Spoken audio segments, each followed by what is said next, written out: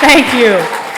How wonderful to be celebrating the Los Angeles LGBT Center's 48th anniversary before a sold-out crowd. And I have spectacular news. Even before you arrived and began bidding on the silent auction and buying raffle tickets, our revenues were approaching an all-time high. That means that with the money we raised tonight, we could shatter more than 3 decades of gala fundraising records. So thank you. Thank you to our gala co-chairs. Thank you to Ari and Valerie for helping to make this possible. Now, at this event, I normally never worry about who I have to follow. But Jimmy Kimmel, Lawrence O'Donnell, thank God they're not lesbians. At least I have that going for me. I have more good news. You want to hear it? This evening, we are joined by more straight people than ever before.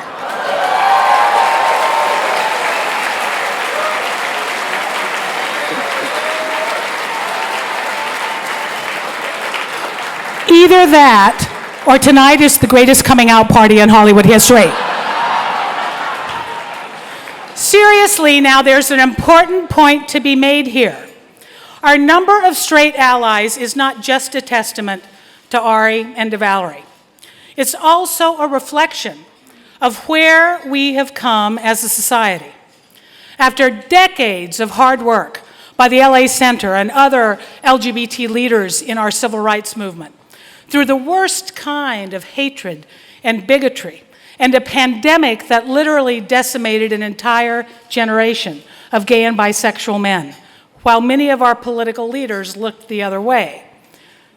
Today, the vast majority of Americans support fairness and justice for LGBT people.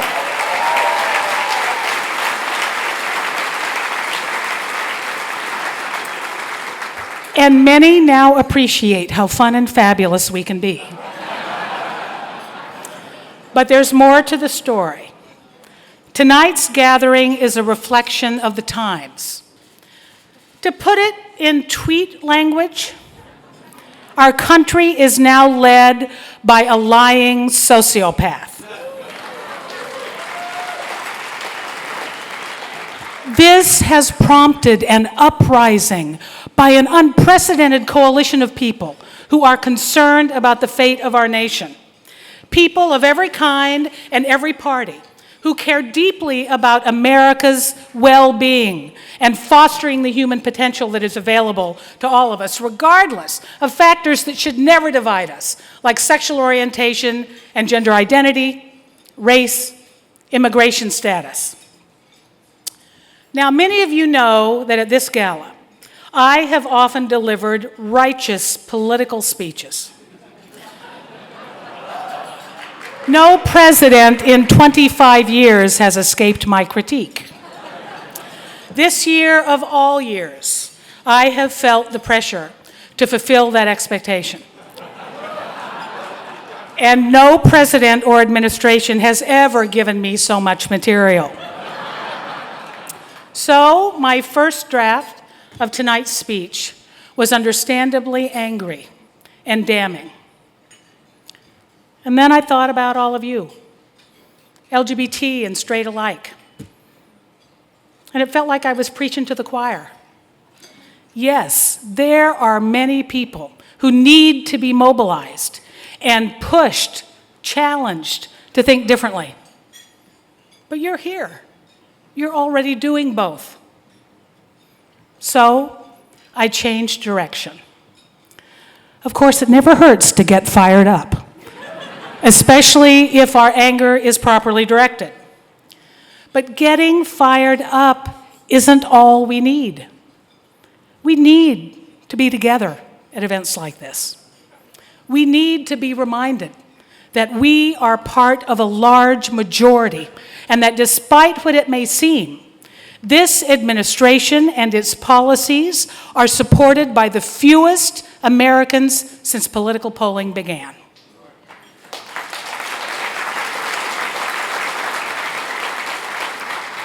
We need to enjoy and be grateful for and find strength in each other, because we are among those still working hard to build a more inclusive, kinder, better future, regardless of who may temporarily stand in our way.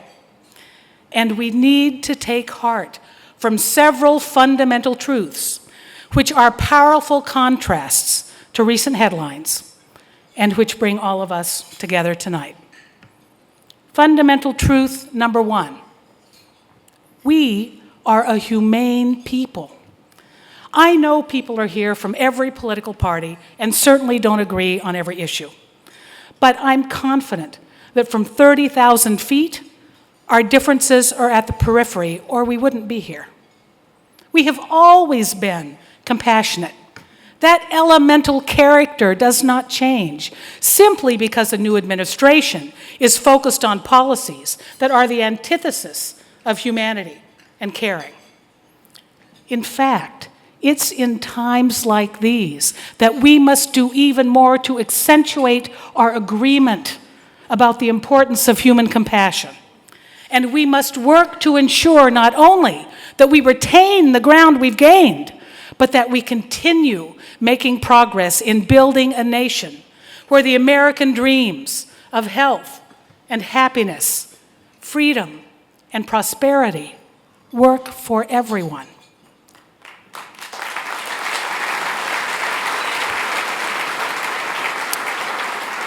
Fundamental truth number two: we are a moral people, and we have every right to own and honor that fact, which has absolutely nothing to do with the gender of the people we love.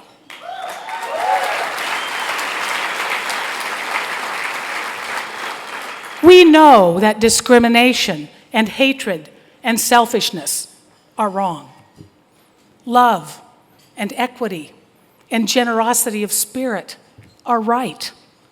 We understand that the false politics of fear and division prey upon the ignorant and desperate.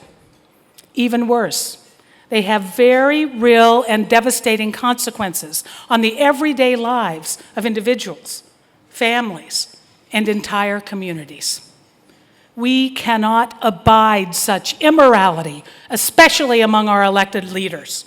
We must set and demand a different, more uplifting example. Fundamental truth number three: we are a determined people.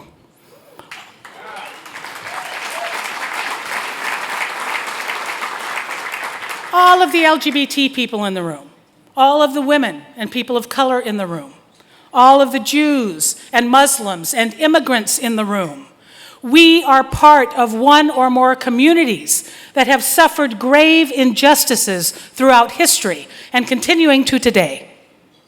Yet, we have persevered, and increasingly, we have prevailed. And here are the critical lessons that we have learned. We can survive the worst and even thrive in the midst of great oppression. We can overcome seemingly insurmountable odds.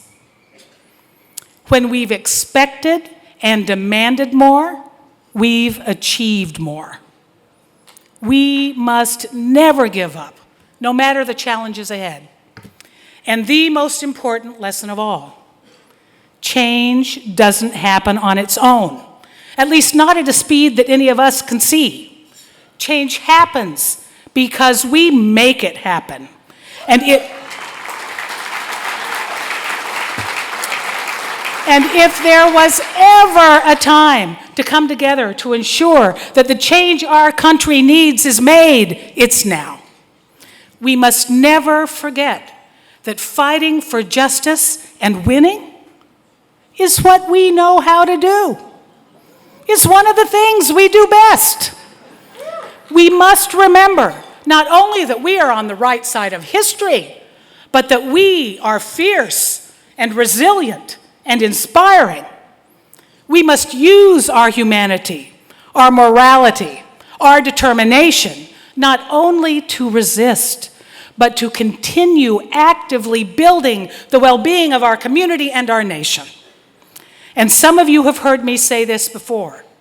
For the next 3.5 years, it is our duty, our obligation, to do much more than simply hunker down and weather the storm. We must be the storm.